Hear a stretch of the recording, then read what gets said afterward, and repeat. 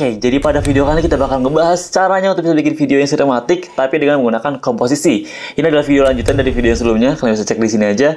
Itu aku pernah ngebahas lumayan sederhana, jadi kayak terlalu dasar, terlalu umum mengenai komposisi, gimana cara komposisi yang menarik yang bisa kalian gunakan.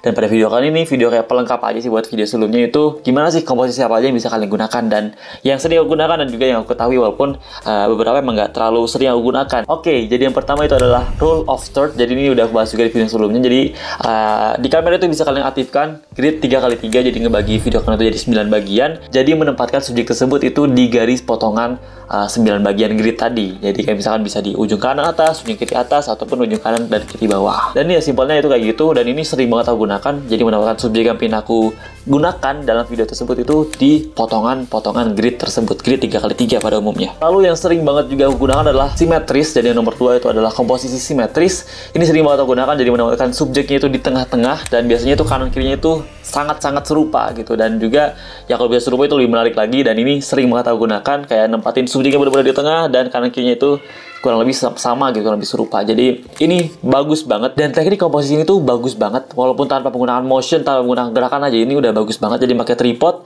stay di satu lokasi, orang itu di tengah, itu simetris ya, bakal asik banget sih buat dilihat. Dan mungkin beberapa kalian juga udah pernah ngelakuin, tapi ya aku pengen lebih menekankan aja, kalian coba bikin lebih menarik lagi. Dan biasanya sih kalau buat simetris itu semakin jauh semakin menarik sih, jadi kayak membuat menunjukkan juga lokasinya gitu ya. Walaupun diusahakan juga menggunakan shot-shot yang lain gitu, nggak cuma wide shot tapi juga ada medium shot ataupun close up shot. Selanjutnya adalah dengan menggunakan pattern. Jadi biasanya itu ada yang berulang kali gitu ya, apakah itu foregroundnya, tanahnya, atau misalkan orangnya atau segala macam, itu banyak banget yang bisa kalian cari pattern-pattern tertentu. Itu bisa kalian manfaatkan untuk bisa membuat komposisi gambar di video ataupun foto yang menarik gitu, terutama video yang kita bahas video. Jadi itu bisa digunakan menggunakan pattern-pattern yang ada pada lokasi kalian syuting gitu. Dan salah satu yang aku gunakan itu adalah tanah. Jadi tanah ini kayak tanah pertanian gitu, jadi tempat bibit-bibit gitu, itu aku gunakan sebagai pattern. Jadi ada kesamaan terus-menerus gitu selama frame-nya itu. Jadi itu bisa kalian manfaatkan pattern-pattern tersebut untuk bisa melakukan komposisi yang menarik. Selanjutnya juga yang sering aku gunakan adalah perspektif. Jadi ini ngambil perspektif, jadi nggak lurus di depan ataupun nggak lurus dari nyimpen subjeknya di kanan kiri di roll of third, tapi bisa kalian menggunakan perspektif. Jadi kalian ngambil dari sudut nggak depannya, jadi agak geser sekitar 45 derajatan, itu cukup menarik. Jadi ada perspektif, terutama kalau background kalian itu ada garisnya, itu bisa membuat perspektif. Dan juga ini berhubungan dengan teknik komposisi selanjutnya, itu adalah leading lines. Jadi kalau kalian syuting perspektif, biasanya itu ada leading lines yang bisa didapatkan, terutama kalau misalkan kalian syutingnya kayak di indoor ataupun ya kayak ada bangku kah, bisa juga. Itu bisa membuat leading lines dengan menggunakan sistem perspektif agar bisa membuat penonton ataupun audiens itu fokus pada subjek yang ingin kalian tunjukkan. Lalu yang sebenarnya di video sebelumnya itu pernah aku bahas adalah frame in frame. Walaupun aku nggak terlalu detail, makanya pada video kan aku ingin bahas secara lebih detail lagi. Frame in frame itu adalah kita cari gambar subjek kita itu ada di dalam sebuah frame gitu. Itu frame itu bisa berbentuk apapun. Kalau dalam video yang aku lagi buat ini itu adalah kayak kayu-kayu gitu. Itu kayu membentuk suatu bentuk gitulah. Dan subjeknya itu ada di belakang si frame tersebut, ada di belakang kayu tersebut. Itu bisa kalian gunakan sebagai bagian depannya foreground dari subjek kalian, dan itu membuat komposisi itu lebih menarik dengan menggunakan frame in frame. Jadi terdapat frame di tempat ataupun di depan subjek yang ingin kalian tampilkan. Dan dengan menggunakan frame in frame ini adalah teknik yang bagus sih, sangat-sangat bagus, sering banget aku gunakan. Biasanya menggunakan kayak pintu kah, atau bisa menggunakan jendela, itu sering banget untuk bisa membuat audiens itu lebih fokus kepada subjek yang ingin kita tunjukkan. Yaitu apapun, misalkan orang ataupun produk, itu bisa kalian gunakan dengan menggunakan frame in frame ini. Dan kalian bisa coba ekspor aja, cari ada kayak bolongan, itu kalian coba masukin kamera, apakah bisa untuk bisa jadiin bolongan tersebut sebagai frame-nya, atau misalkan jendela, atau misalkan hal-hal lain yang ada di tempat kalian syuting. Jadi kalian coba ekspor aja tempat-tempat tersebut untuk bisa mencari frame yang bisa ditempatkan di depan subjek kalian. Dan yang terakhir yang sebenarnya nggak terlalu sering aku gunakan adalah golden ratio.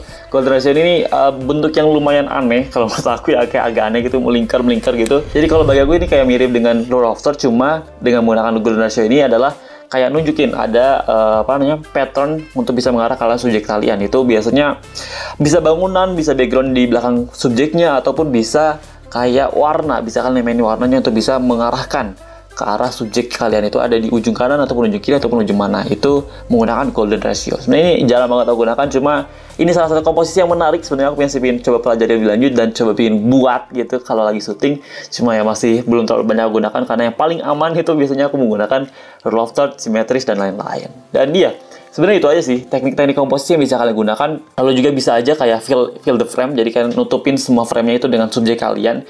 Apakah itu misalkan keyboard, kalau misalkan lagi ngebahas tentang laptop, tunjukin keyboardnya full, atau misalkan lagi ngebahas tentang mobil, kalian tunjukin full bagian mobilnya gitu. Jadi misalkan bagian speedometernya kah, atau bagian yang lain-lain aja itu nutupin frame-nya, jadi frame itu semuanya terisi oleh subjek kalian. Dan ini komposisi yang menarik walaupun jarang aku gunakan. Salah satu yang aku gunakan itu biasanya muka.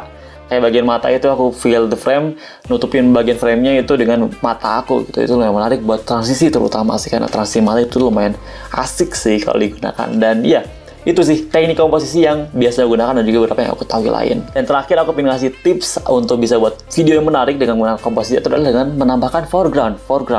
Jadi suatu objek yang ada di depan subjeknya. Jadi misalkan kayak apapun itu, terutama kalau bisa menggunakan lensa yang bokeh, misalkan ini ada background di sini nutupin, itu biasanya lumayan menarik, apalagi kalau kalian tambahkan dengan menggunakan movement. Jadi ada gerakan yang bergeser, jadi biasanya itu ada parallax yang terjadi antara foreground, objek yang ada di depan subjek kita, lalu subjeknya, dan juga background. Jadi biasanya bagian depan itu bergerak lebih cepat ketimbang bagian belakangnya, dan subjek itu biasanya bergerak lebih cepat lagi ketimbang backgroundnya. Dan itu menarik sih kalau bisa menggunakan movement. Jadi ya, kalian coba tambahkan foreground di depan objeknya ataupun di depan subjeknya. Cari objek-objek yang bisa kalian gunakan, apakah itu kayak pohon kah, atau misalkan pintu, kayu, ataupun yang lain, itu bisa kalian gunakan.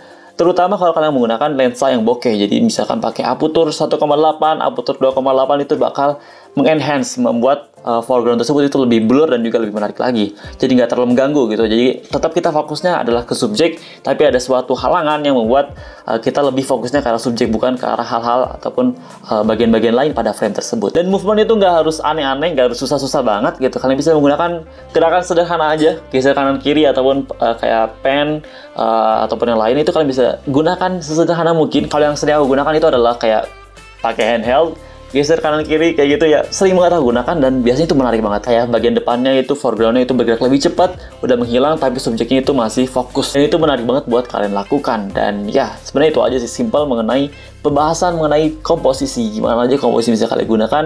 Dan ini juga bisa kalian gabungkan gitu ya, antara pattern, antara rule of third, antara fill the frame.